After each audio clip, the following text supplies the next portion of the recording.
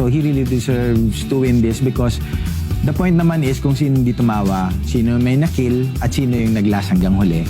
So it's Chad Kinis. So congratulations. Ang alam ko lang, napatawa ko si Empoy. May isa akong pangarap na gusto kong matupad. It's to be a winner of a reality show. And last one laughing, gave me the winner. Thank you so much. Maraming salamat dahil naiiyak ako naiiyak. Dito ko kasi napatunayan sa sarili ko na kahit pala isang komedyante na katulad ko can have this kind of determination and motivation. Because I've never been a winner in my entire life. And right now, I am the first winner of the last one Laughing Philippines. So thank you so much. It's so surreal. I can't believe it. Thank you. Congratulations Thank you. to our first ever Last One Laughing winner.